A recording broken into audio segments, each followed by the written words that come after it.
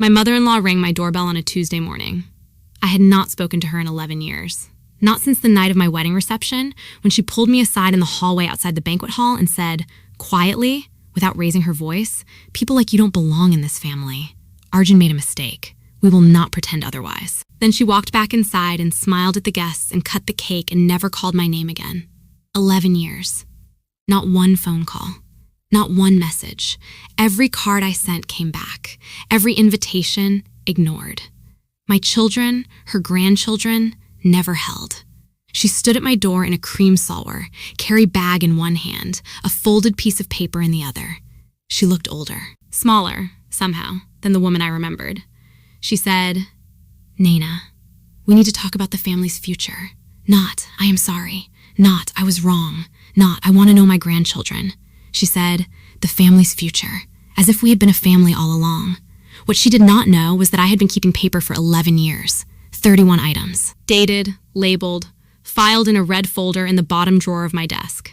Every returned card, every ignored message, every screenshot, every piece of evidence that this family had decided I did not exist. "Come in," I said, and I led her to the kitchen. The kitchen where my children did homework at the island counter, where Arjun made chai every morning before his first meeting, where the fridge was covered in drawings and a photo of Amma, Arjun's mother, the only grandmother my children had ever known. But we will get to all of that. Let me take you back to the beginning. My name is Naina Mehta. I grew up in a 3-room flat in Nagpur, the second of 2 daughters of a man who worked as a government clerk for 33 years and a mother who stitched embroidery for a shop in the old city to pay for our school fees. We were not poor. We were careful. There is a difference, and I understood it early. My father kept every receipt in a steel cabinet near the door. Every bill, every contract, every document from every transaction, no matter how small. He labeled each one with a red pen, the date on the left, the contents on the right. He used to say the paper always remembers, even when people forget. He said it often enough that it became something I heard without registering it, the way you stop hearing a clock tick after a while. It was only much later that I understood he was not just talking about paperwork. He was teaching me something about survival. I was a good student. The kind who finished homework before dinner and read beyond the syllabus, not to impress anyone, but because the books were there and they were interesting. I got into a good engineering college in Pune on a merit scholarship, which was the first time anyone in our family had done anything like that. My father did not make a speech about it.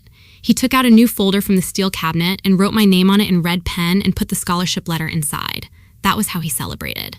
I met Arjun in the 3rd year of my degree. He was doing his master's in computer science at the same campus. Tall, quiet in the way that people who are thinking about 15 things at once are quiet, with a habit of explaining complicated ideas using very ordinary words that made you feel like you had understood something you had never quite grasped before. His mother, Kamala, who everyone called Amma, was a retired school teacher from a small town in Karnataka. She had raised Arjun alone after his father passed away when Arjun was 9. She was a compact, warm woman who wore cotton saris and spoke in a voice so gentle that you had to lean forward to catch it, and who had an opinion about everything but delivered it so kindly that you almost never minded. His father's family, the Desai, were a different matter. They were from a prominent family in Pune. Old money in the way that some families have old money, which is to say it had existed long enough that nobody talked about where it came from and everyone benefited from the fact that it was there. Arjun's paternal grandmother, Savitribai, was the head of that family in the way that certain women become the heads of certain families, through longevity and force of will and a very specific kind of social authority that operates entirely through implication and never through declaration. Arjun and I dated quietly for 2 years. We were careful, because we both understood, without saying it directly, that there might be a conversation ahead that neither of us was entirely prepared for. His paternal family's position on questions of caste and background was not a secret. It was simply something that existed in the way certain things exist inside families, spoken about in specific rooms and not in others, enforced through disapproval rather than declaration. I was not from the right community, not by their calculation. Arjun knew this. He had known it from the beginning. When he proposed, 2 months after finishing his master's, he sat across from me in a small restaurant near campus and said, "There is going to be difficulty with my father's family, and I want you to know that before you answer. I want you to go in with your eyes open, and I want you to know that my answer to that difficulty will not change regardless of what you decide." I said yes. My eyes were open. I do not think I fully understood what I had agreed to. We told both families at the same time, over a video call. Amma cried. Good tears. She said she had been hoping since she met me. She said she would call my mother the next day. Arjun's Desai grandmother did not cry. She asked 3 questions. What was my father's occupation? What was our caste? And what was my family's background in the community? Arjun answered all 3. There was a silence after the 3rd answer. Then Savitribai said she would speak to the family and call back. She did not call back. Arjun's aunt called instead, the following evening, and explained that while the family wished Arjun, well, they had concerns, and that they hoped he would take time to reconsider before making a decision that could not be undone. She said it gently, in the way that unacceptable things are sometimes delivered in a gentle voice to make the unacceptability of them easier to absorb. Arjun said, respectfully, that his decision was made. We got married 8 months later. Arjun's mother, Amma, was there, in a peacock blue saree, her hair pinned up with jasmine, holding my hand in the preparation room before the ceremony and saying, very quietly, that she was proud of both of us and that she would be the mother I deserved, as long as she had breath. The Desai family came, most of them. They sat in the 2nd and 3rd rows. They were dressed beautifully and behaved correctly and did not make a scene. My mother-in-law, Sulochana Desai, Arjun's father's sister, who had effectively been the family matriarch since Savitribai's health had declined, came with her husband and her 2 adult children. She wore a gold silk sari. She looked at me during the ceremony with an expression I could not fully read at the time. Neutral, composed, but with something underneath it that I would come to recognize over the years as the particular expression of someone who has decided something and is simply waiting for the moment to say it. That moment came in the hallway outside the banquet hall. I had stepped out to find the washroom. She was already there, standing by the window at the end of the corridor. When she saw me, she did not move away. She waited.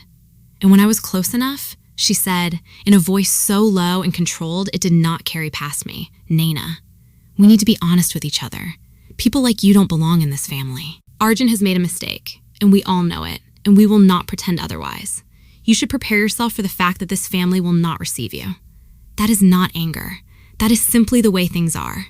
I stood in that hallway for a moment. My wedding bangles were new, and the noise they made when I breathed felt too loud in the quiet. I said, I understand you. I did not say she was wrong. I did not say she was right. I said I understood her, because I did. She had drawn a line. She had told me exactly where she stood, and I had enough of my father in me to file that information away where it would not decay. She went back inside. I found the washroom. Then I went back to my wedding reception and danced with my husband, and my mother and Amma and I did not tell Arjun what had happened in the hallway until 3 days later. When I told him, he was very still for a long time. Then he said, she will not win. I said, I know, but let me handle it my way. That night, I went to my father's gift to me, a small steel cabinet I had asked for as a wedding present. I took out a red folder. I wrote the date in the top left corner. I wrote the contents on the right. And I put the first item inside. Item 1, wedding reception, hallway conversation, Sulochana Desai, exact words documented, date. The silence came quickly and completely. Within a month of the wedding, the signals were clear. No invitation to the Desai family Diwali gathering. No mention of us at the family function I heard about secondhand through an acquaintance who had attended. A phone call from Arjun's cousin, politely informational, letting us know that Savitribai's health was declining and that the family would prefer to keep things small and close. I sent a card for Diwali. It came back 3 weeks later, unopened, red return to sender stamped across the front. I sat with that envelope for a long time. Then I opened the red folder. Item 2, Diwali card. Mailed November 2nd. Returned November 23rd. Still sealed. I sent a card for Savitribai's birthday in January. It came back in February. Item 3. I sent an invitation when Arjun's startup was covered in a local business magazine. They had a small launch event, 40 people, a rented space near the office. I sent the invitation to the Desai family address with a handwritten note. It was not acknowledged. Item 4. Launch event invitation. Mailed. No response. No attendance. Arjun knew I was keeping the folder. I had told him. He did not ask to see it. He did not tell me to stop. He understood, I think, that the folder was not about revenge and not about obsession. It was about having a record that could not be revised later. He was a software engineer. He understood the importance of a commit log. Amma visited every 6 weeks. She took a train from Karnataka, the overnight sleeper, arriving at the station at 6 in the morning.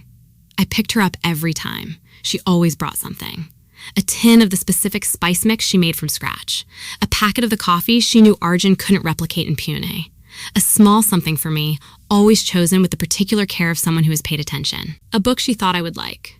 A set of earrings from a market near her house that she said matched my eyes. Nothing expensive, everything considered. She was, from the first month of our marriage, the mother I had gained.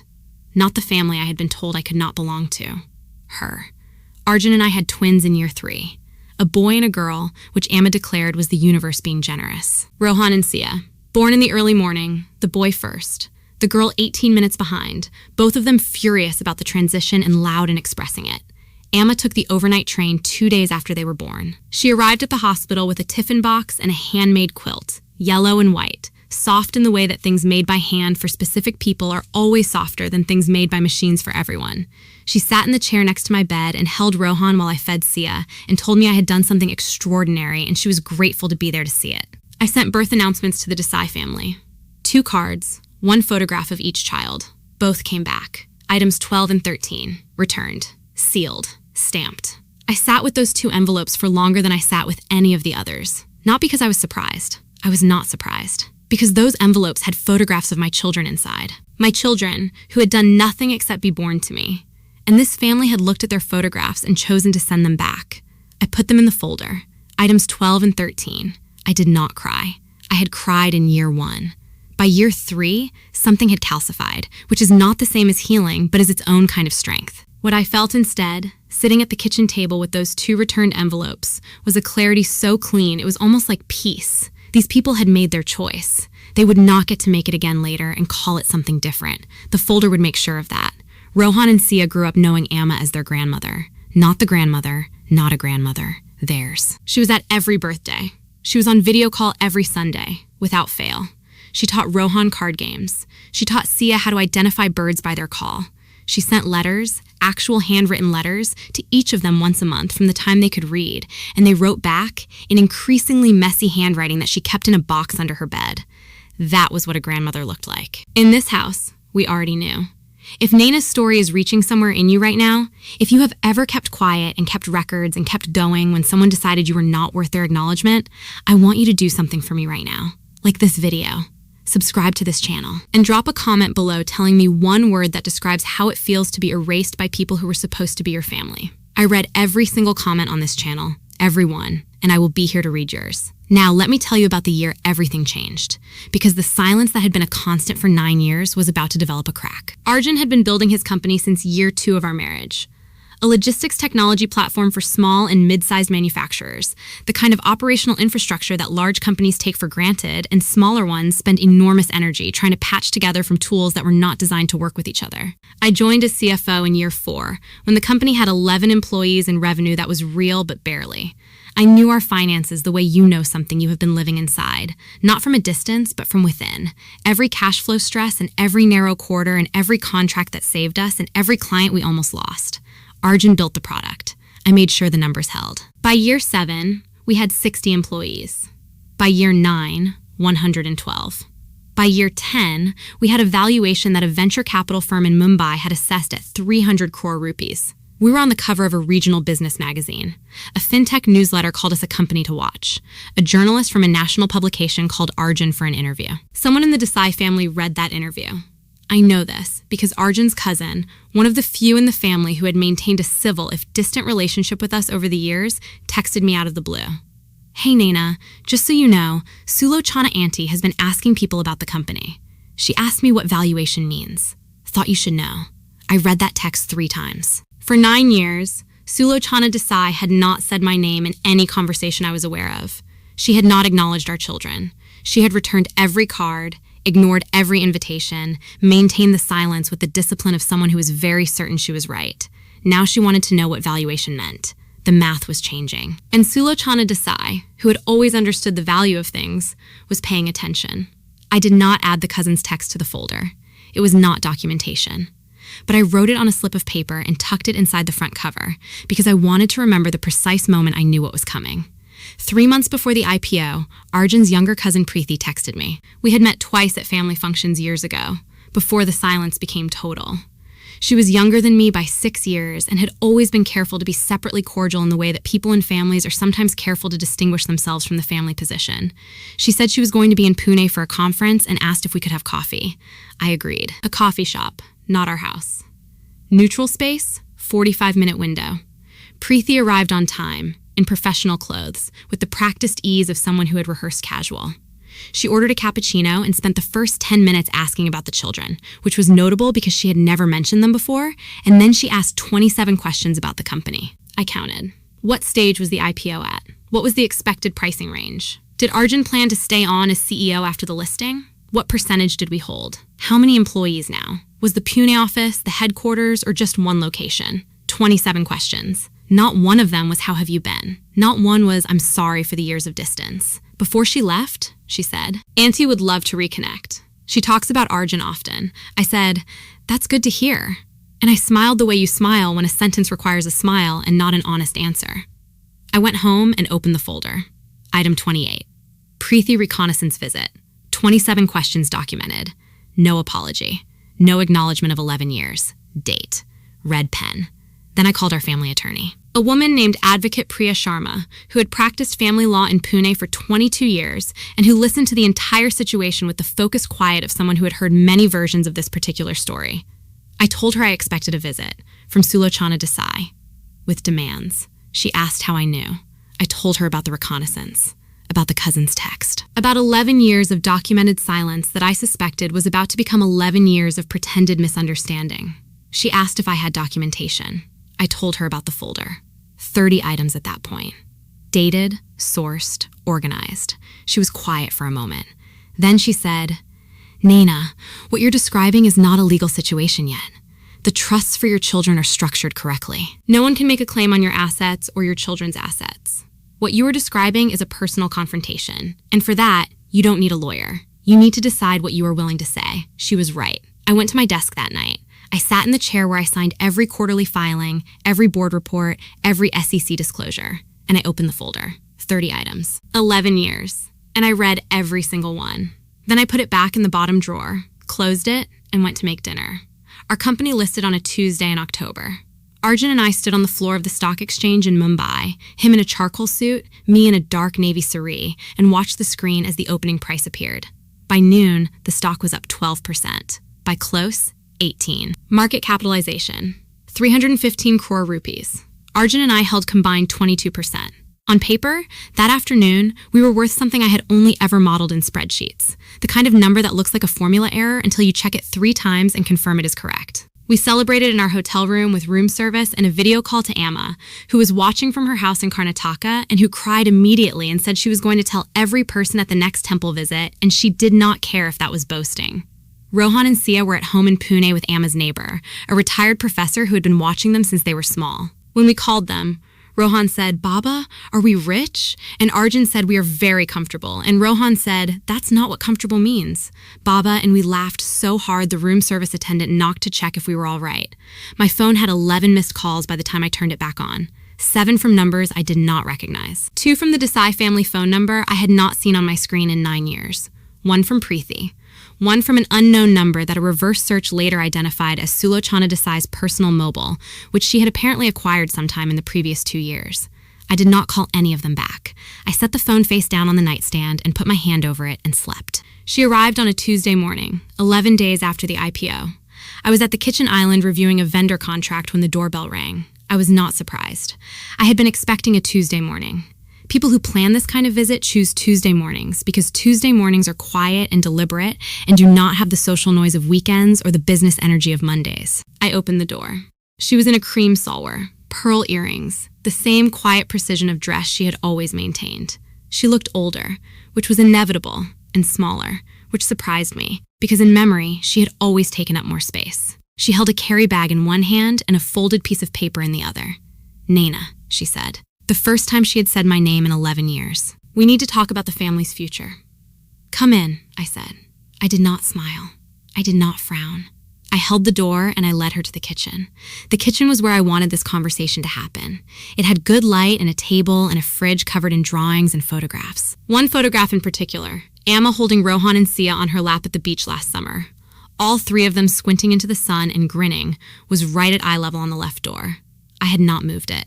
I poured 2 glasses of water. Not chai. Chai was for people who were welcome. She sat. She looked around the kitchen. Her eyes found the fridge. They stayed on Amma's photograph for a long moment. Something moved across her face. I did not try to name it. She unfolded the paper.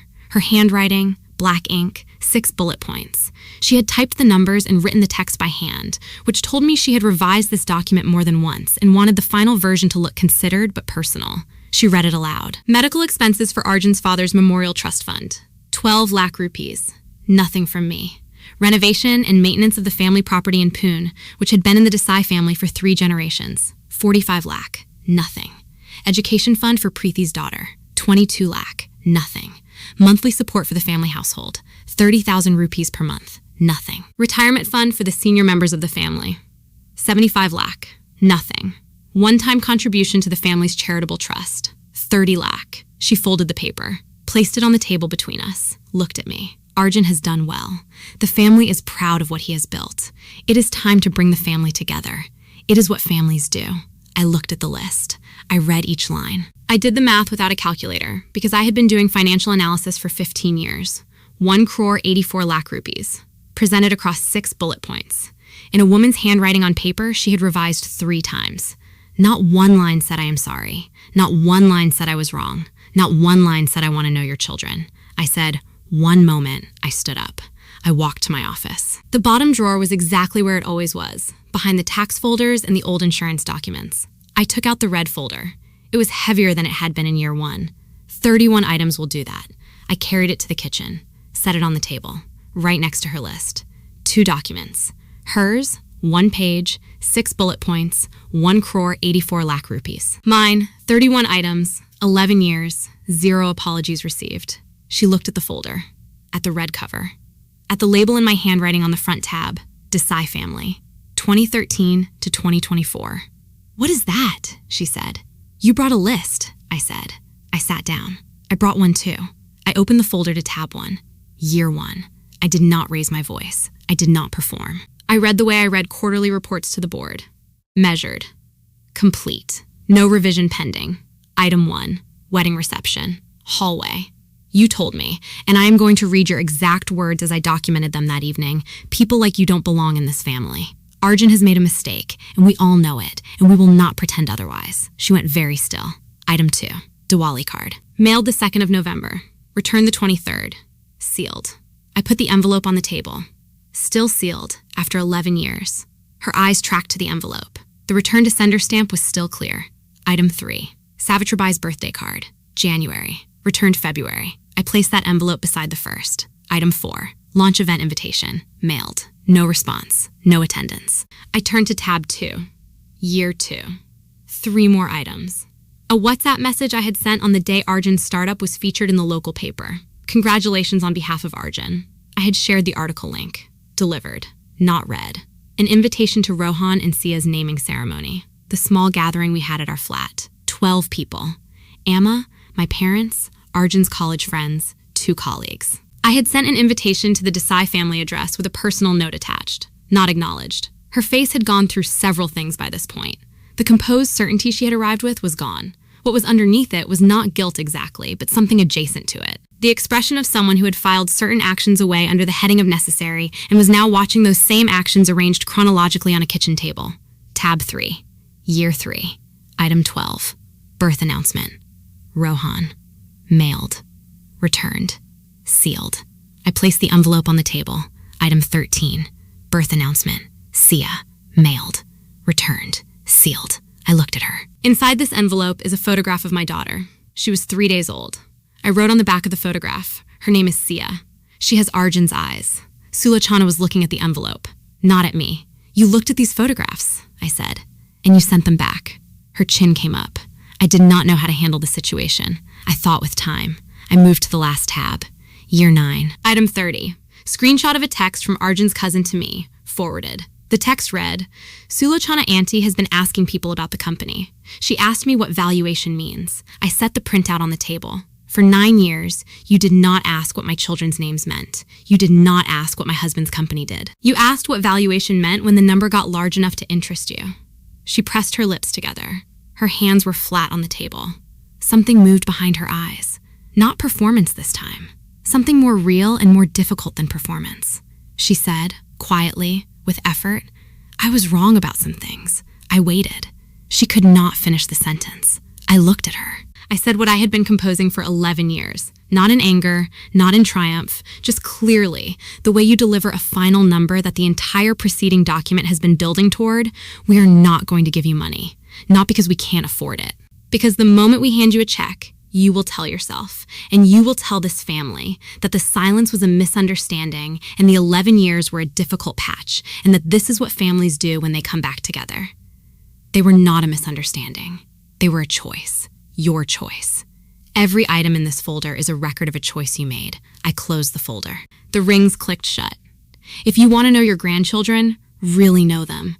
Not as a line item in a family plan. That conversation starts with an apology. Not to me.